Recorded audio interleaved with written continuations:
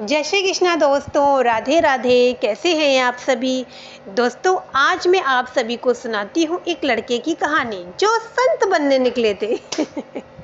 जैसा कि आप लोगों को पता है कि मैं कहानी बोलने से पहले उसकी समरी बोलती हूँ, तो चलिएगा। संत बनने के चक्कर में छोड़ दिया अपना घर, कैसे एक बिल्ली लाने का फैसला संत जी पर भारी गया पड़। तो चलिएगा, कहानी को हम आगे शुरू करते हैं। कहानी को आगे शुरू करने से पहले आप सभी से मैं हाथ जोड़ के विनती करती हूँ, रिक्वेस्ट करती हूँ, प्लीज़ जो मेरे चैनल पे नए हैं प्लीज़ मेरे चैनल को सब्सक्राइब करिएगा, लाइक करिएगा, शेयर करिएगा, प्लीज़ बेल आइकन को ज़रूर प्रेस करिएगा और प्लीज़ प्लीज़ प्लीज़ प्लीज़ मेरी वीडियो पूरी देखा करिएगा। तो चलिएगा, कहानी को हम आगे शुरू करते हैं। एक बार की बात है, एक लड़का था, उसका घर पे और घर के जैसे काम वाम होते हैं ना, कि लड़का जब बड़ा होता है कि चक्की पे आटा पिसा लाओ, कि सब्जी ले आओ, कि घर का सामान, उसका मन ही नहीं लगता था इन सब काम में। जबकि उसका पूरा बहुत ही बड़ा परिवार था, भाभी भैया, बहुत बड़ा, माता पिता सब लोग थे, दादी बाबा सब थे उसके। काफ़ी अच्छी प्रॉस्पेरिटी फैमिली थी, पर उनका मन नहीं लगता था। एक दिन क्या होता है, वो इन सब बातों से दुखी आ जाते हैं कि ये करना कि वो करना। रात में वो घर छोड़ देते हैं। अब घर छोड़ के निकलते हैं, और घर छोड़ के जब निकले थे तो उन्होंने अपने, भाई वो कहते हैं ना कि वही पीली धोती और पीला कुर्ता डाल के निकले। अब बहुत दूर निकल गया, बहुत दूर, एक बहुत सुंदर गांव में जाके पहुंचे। बहुत सुंदर गांव था, बड़ा ब्यूटीफुल गांव था। अब लोग उनको देखते हैं, जैसे कि हम ही लोग कभी कभी किसी संत को देखकर प्रणाम करने लगते हैं, क्योंकि ये हमारे कल्चर में है ना कि कोई संत दिखे तो उनको प्रणाम करो। तो ऐसे लोग उनको प्रणाम करने लगे, तो उनको भी अच्छा लगे। अब वो आराम से अपने बैठ गए, अपनी छोटी सी मिट्टी की कुटिया बना ली उनने, मिट्टी की जो होती है छप्पर टाइप का। अब अपने ध्यान में लग गए वो, क्योंकि उनका मन सिर्फ प्रभु में लगता था और किसी में लगता ही नहीं था। उनका बड़ा ध्यान, और वो उनकी एक और थी बात कि वो अपना ज्ञान बांटने के बड़े वो थे कि सबको हम अपना नहीं, तो जो ज्ञान आपके पास है उसको बांटना चाहिए। तो ये उनका उनके मन में रहता था कि अगर हमें इतना नॉलेज है किसी चीज़ की, तो वो सभी लोगों के पास पहुंचानी चाहिए। अब उनका ये था भैया कि सबको प्रवचन देना और ज्ञान देना, ये सब उनका था। अब उन्होंने 1-2 बार प्रवचन दिए तो लोगों को बड़े अच्छे लगे, लोग उनके पास आते थे। अब वहाँ का जो गांव के जो लोग थे इतने अच्छे नेचर के थे कि संत जी जो, अब वो लड़का, अब वो संत जी बन गए। ठीक, क्योंकि भाई उन्होंने जिंदगी में इसी तरीके से संत बनने का ही उन्होंने प्रण लिया था। अब सुबह शाम उनका भोजन वहीं से वहीं गाँव के लोग देते थे और उन्हें कभी कोई दिक्कत नहीं होती थी हुई। अब कुछ लोगों ने सोचा कि संत जी बेचारे, एक दिन बारिश बहुत तेज़ हुई, बहुत तेज़ बारिश हुई। अब छप्पर भी टूट गया, नीचे गिर गया, और क्योंकि उन्होंने अपने हाथों से बनाया था तो लोगों को तरस आ गया, गाँव के लोगों को। अगले दिन ही गाँव के लोगों ने मिलकर उनका एक बहुत बड़ा, अच्छा सा, ज़्यादा बड़ा नहीं, ठीक ठाक आश्रम टाइप का बनवा दिया। अब बनवाना शुरू कर दिया। अब कुछ टाइम बाद, 1-2 महीने के अंदर भाई पक्का आश्रम उनका बन गया। अब सबने कहा, संत जी अब आप यहाँ रहिएगा, ये आप ही की जगह, आप ही का आश्रम है, आज से आपका ये आश्रम हुआ। अब वो बड़े खुश होते हैं, क्योंकि लोगों का इतना प्यार देखकर, उनके मन में जो लोगों के प्रति धारणा थी कि नहीं, लोग स्वार्थी होते हैं, ये घर गृहस्थी के जंजाल में जो लगे रहते हैं, ये अच्छी चीज़ नहीं होती है, जैसा कि उनके मन में था। अब वो चीज़ उनके अंदर वो निकलती जा रही थी कि नहीं, लोग अच्छे होते हैं, इतने प्यारे लोग होते हैं, देखो मेरे लिए आश्रम बनवा लिया 2 महीने के अंदर। अब उनका पक्का आश्रम बन जाता है, आश्रम टाइप का।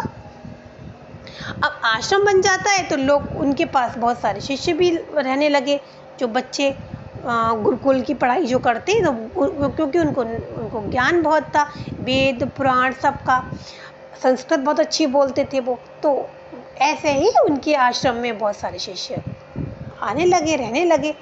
अब रहने भी लगे तो उन्होंने वैसी व्यवस्था भी अपनी कर रखी थी। अब क्या हुआ, आश्रम में एक बार क्या होता है कि बहुत सारे चूहे आ जाते हैं, चूहे ही चूहे, चूहे ही चूहे, खाने में चूहे, बहुत चूहे, मतलब चूहे इतनी गंदगी कर जाते हैं, कपड़े काट जाते थे।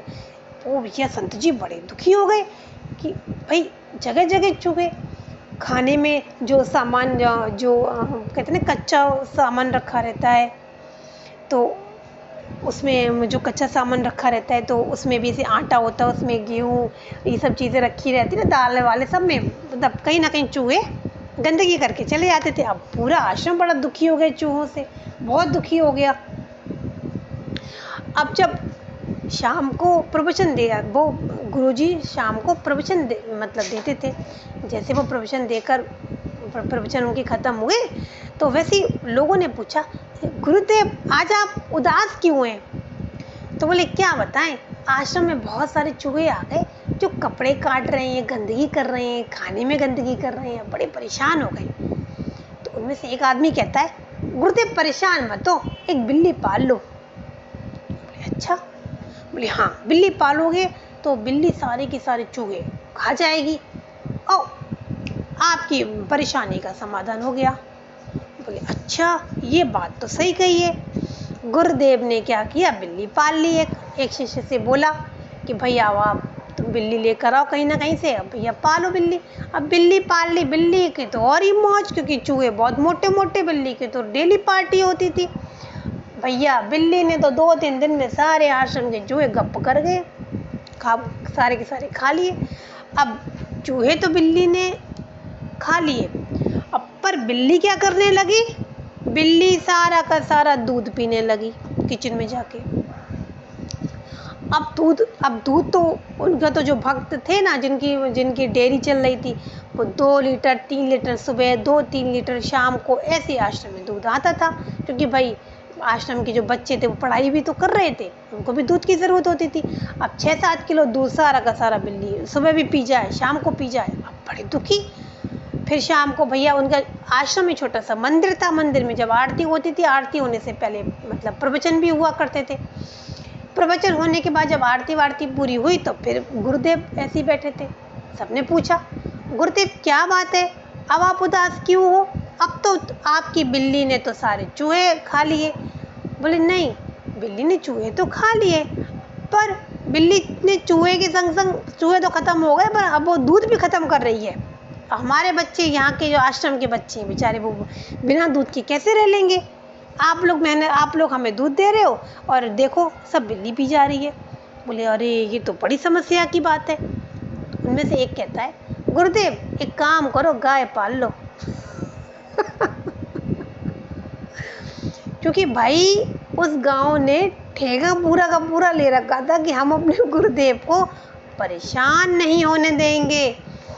मतलब अब क्या होता है, वो एक मुझे उसने राय दी थी कि गाय पाल लो। कहता है मैं आपको गाय बड़ी सस्ते पे दिलवा दूंगा और कहीं नहीं आपको मैं फ्री में गाय दिलवा दूंगा। गुरुदेव बड़े खुश, कहते अच्छा दिलवा दो भैया। अगले दिन ही गाय आ जाती है, बढ़िया सफ़ेद कलर की रंग की गाय, देसी गाय आ जाती है। अब गुरुदेव मौज आ गई हैं, अब खूब दूध हो ये गाय का, अब खूब दूध तो हो गाय का। अब बिल्ली के लिए भी दूध निकाल के बाहर रख दिया जाता था। अब बिल्ली को भगा नहीं सकते थे, क्योंकि फिर चूहे आ जाएंगे, फिर हम बिल्ली कहाँ खोजेंगे, इसलिए बिल्ली को भी हमने पाल लिया। गाय भी पल रही थी। अब बिल्ली के लिए, भाई साहब बिल्ली के लिए अलग कटोरा में भर के दूध रखा जाता था। अब क्या हुआ, गाय क्या थी, बाहर जब खाने के लिए, घास खाने के लिए जाती थी तो बाहर कहीं भी घास उसको, गाय को दिखाई नहीं देती थी, दूर दूर तक घास नहीं होती थी।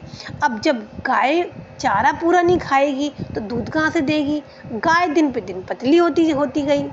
अब भैया फिर टेंशन वाली बात आ गई। फिर लोगों ने पूछा, गुरुदेव क्या बात है? बोले गाय बेचारी हमारी खा नहीं पा रही है। अब गाय का चारा पानी का इंतजाम कैसे हो? अब इतनी दूर किलोमीटर बेचारी पैदल चल के जाती भी है, थक जाती है इतने, और आसपास कोई घास है नहीं यहाँ पर। तो कहते गुरुदेव चिंता मत करो, ये सामने जो ज़मीन पड़ी है ये यहाँ के ज़मींदार की है, आप एक काम करो ये ज़मीन खरीद लो, और अगर हमारे ज़मींदार इतने अच्छे दयालु हैं ना, को आपको फ्री में दे दें। आप बात कर लेना, यहाँ पे घास वास हो जाएगी, करवा देना, जिससे कि ये गाय यहीं पर घास खा लेगी सामने के सामने खेत में ही, प्लॉट में। गुरुदेव कहते हैं अच्छा, बात तो भैया सही कही है। अब गुरुदेव बात मान गए। अब जमींदार तक बात आई, जमींदार भाई साहब आते। अब जमींदार प्लॉट देने को, मतलब ज़मीन देने को तैयार हो जाते हैं, क्योंकि भाई उनकी इतनी ज़मीन पड़ी थी, इतनी ज़मीन पड़ी थी, बता नहीं सकते। मतलब कोई भी मना नहीं कर सकता था उस गांव में गुरुदेव के लिए कि ये नहीं हो सकता है। तो भाई ज़मीन आ गई, ज़मीन के संग संग गाय ने उन्होंने घास कर रखी। अब गाय को घास भी खूब मिले खाने को, और इधर बिल्ली को दूध भी खूब मिले, अब शिष्यों को भी दूध मिले। अब ऐसी कोई समस्या थी नहीं, अच्छे तरीके से आश्रम चल रहा था। अब क्या होता है, अब शिष्य कहते हैं अपने गुरुदेव से, जो शिष्य वहाँ पे रह रहे थे गुरुकुल, अब उनका आश्रम भी बड़ा भी हो गया था भाई, हर तरीके से गेन हो रहा था उनको आश्रम में। अब आश्रम बड़ा हुआ तो शिष्य भी खूब सारे आने लगे, गुरुकुल खूब अच्छा चलने लगा। अब सब कहने लगे शिष्य कि गुरुदेव प्लॉट खाली पड़ा है सामने, देखो ज़मीन खाली कब पड़ी है, इसमें गेहूं कर लेते हैं, एक तरफ सब्जियां हो जाती हैं, जिससे कि हमारे आश्रम में काम आएंगी। गुरुदेव ने कहा बात तो सही कह रहे हो। अब गुरुदेव ने कहा ठीक है तुम लोग कर लो। अब उन्होंने भैया शिष्यों ने सब्जियां कर ली एक तरफ भैया वो कर ली, और एक तरफ उनके भैया घास भी हो गई। अब तो कोई दिक्कत नहीं, गेहूँ होएंगे तो फिर भूसा भी हो जाएगा, है ना। भूसा, और गाय के लिए भूसा तो इम्पोर्टेंट होता है। अब गुरुदेव मान गए, सब कुछ काम होता चला गया। अब भाई शिष्य को तो मतलब करना तो आता था, पर कहते ना कि वो गेहूं काटना नहीं आता था। अब गेहूं उनका खूब बड़ा हो गया, अब गेहूं खूब बड़ा होने लगा। अब सब गांव वाले कह रहे गुरुदेव गेहूं तो खूब बड़ा हो गया, अब शिष्यों को काटना गेहूं नहीं आए। शिष्य कह रहे गुरुदेव हमें बस गाड़ना तो आता है सब चीज़ें, पर काटना नहीं आती है। अब भैया क्या करें। अब गुरुदेव का फिर चेहरा उतर गया कि बताओ गेहूं भी है, अब वो काट नहीं सकते हैं। अब गुरुदेव को तो कुछ आता होता तो बात है भाई, मतलब उन्होंने अपने घर में ये सारे काम तो किए नहीं थे। उनकी मम्मी पापा कह के थक गए, बेटा ये कर लो वो कर लो, ना हम तो भगवान जी की शरण में जाएंगे, आराधना करेंगे। तो भाई साहब बहुत बढ़िया आराधना हुई उनकी। तो अब क्या होता है कि अब कौन काटे, तो भाई गांव के लोग कहते हैं गुरुदेव हमारे तरफ एक विधवा औरत रहती है, उसे भी काम की ज़रूरत है, बेचारी 2 टाइम के खाने के लिए परेशान रहती है। आपका वो गेहूं भी काट देगी, और गाय भी दूध देगी, गाय का भी दूध निकाल देगी, और आपके छोटे मोटे काम भी कर देगी, सुबह शाम आप इसको खाना देना। एक आपके आश्रम में एक जगह पड़ी रहेगी, मतलब सॉरी पड़ी नहीं रहेगी, आपके आश्रम में एक जगह रह लेगी, कोई दिक्कत की बात तो है नहीं, और आपके रसोई घर में भी काम कर लेगी। ठीक है, गुरुदेव मान जाते हैं, ठीक है, बेचारे इतने सीधे। अब वो औरत आती है, काम भी करती है, सब कुछ करती है। अब जैसे ही औरत ने काम करना शुरू कर दिया, वैसे ही पूरे गांव में बातें होना शुरू हो गई कि गुरुदेव क्या तो वो औरत रहती है, गुरुदेव क्या तो वो आश्रम में औरत रहती है, आश्रम में औरत रहती है। अब आपको तो पता ही है ना लोग किस तरीके से बातें बनाना शुरू करते हैं, और कहाँ बात शुरू हुई, कहाँ पे आगे देखो भाई साहब। अब क्या होता है कि बातें बनते बनते संत जी के गुरुदेव के कानों तक आती हैं। अब भैया उन्हें बड़ा टेंशन हो जाता है कि भाई ये तो गलत लांछन लगाया जा रहा है हम जैसे शरीफ इंसान के ऊपर, हम तो गुरुदेव हैं। अब भाई प्रवचन होते हैं, उसके बाद कहते हैं कि सब लोग कहते हैं कि गुरुदेव अब आपने ये औरत रख ली है, सब लोग ये कह रहे हैं वो कह रहे हैं, और गुरुदेव कहते हैं ऐसी वैसी बात तो है नहीं, आप ही लोगों ने बताई, आप ही लोगों ने करवाया, आप ही लोगों ने रखवाया, हमने क्या काम, मैंने क्या कर दिया भैया। बोले गुरुदेव एक काम करो, बोले क्या, अब आप इस औरत से शादी कर लो, इस औरत की हो रही बदनामी, आपका तो कुछ नहीं बिगड़ेगा, पर इसको इसकी बिरादरी वाले लोग जिंदा नहीं छोड़ेंगे, मतलब परेशान कर करके रहेंगे, विधवा बेचारी वैसे भी है, इसका भी कल्याण हो जाएगा। अब संत जी महाराज जी को मजबूरी में उस औरत से शादी करनी पड़ती है। लोगों ने इतना मतलब किसने संत जी को वहाँ से वहाँ तक पहुँचाया? लोगों ने। तो भाई शादी भी उनकी हो जाती है। अब जो औरत थी वो कौन हो जाती है? गुरु माँ। वो पहले गुरु, भाई पहले वो सिंपल थी, अब वो गुरुदेव हुए, अब वो गुरु माँ हुई। अब भाई अब क्या करें? तो पर उनका जो जिंदगी का उद्देश्य था, अपने उद्देश्य से पीछे नहीं हटे वो संत जी।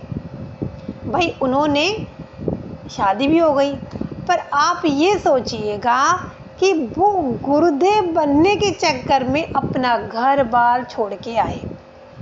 उनने घर बार छोड़ा, उनने अपने माता पिता सब कुछ छोड़ दिया, और फाइनली उनके संग में हुआ क्या?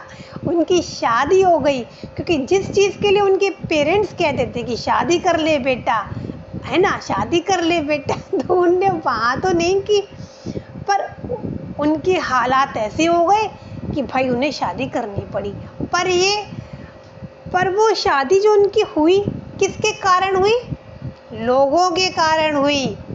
क्योंकि देखो, जब वो उनकी शादी हो गई तो वो लोगों को क्या प्रवचन देने लगे कि भाई जिंदगी में सब कुछ कर लेना, बिल्ली मत पालना। क्योंकि अगर आपने बिल्ली पाली तो आपको शादी करनी पड़ेगी। अगर आप अनमैरिड हो, जिंदगी में सब कुछ करना। बिल्ली ने ऐसे पापड़ बिलवाए संत जी से कि फाइनली एंड में संत जी बेचारों को शादी करनी पड़ी, है ना। अब उस आश्रम में भाई संत जी रहेंगे, गुरु तो गुरु रहेगा, है ना। पर गुरु माँ हो गई वो। अब आश्रम में जितना संत गुरु का चलता था, उतना गुरु माँ का भी चलने लगा सब कुछ। तो बेचारे गुरुदेव ने को शादी करनी पड़ी, पर वो अपने लक्ष्य से कभी नहीं हटे।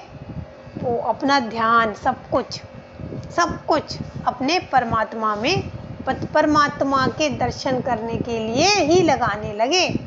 अब उनने का जैसा चल रहा है आश्रम, चल रहा है, हमारी किस्मत में यही था तो यही सही। पर भैया लोगों ने उनको कहाँ से कहाँ पहुँचा दिया। पहले तो उनको पक्का आश्रम दे दिया, दूसरा उन्हें गाय दिलवा दी, तीसरा उन्हें इनकी शादी करवा दी। मतलब लोगों ने, उस गांव के लोग इतने अच्छे थे, इतने प्यारे लोग थे कि गुरुदेव को अकेला उन्होंने छोड़ा ही नहीं, और गुरुदेव की शादी करा कर ही मानी। उन लोगों ने पूरा ठेका ले रखा था कि भाई साहब हम अकेला नहीं छोड़ेंगे इन्हें, आश्रम बनवाया है, अब इनकी शादी भी होनी चाहिए। आश्रम बिना गुरु माँ के अच्छा नहीं होता है। तो भाई उन गुरु जी ने सबको यही राय दी, जिंदगी में सब करना, बिल्ली मत पालना। तो कैसी लगी आपको आज की छोटी सी बड़ी सी भी मज़ेदार चटपटी कहानी? फिर मिलते हैं नई कहानी के साथ, तब तक के लिए थैंक यू, धन्यवाद, बाय बाय।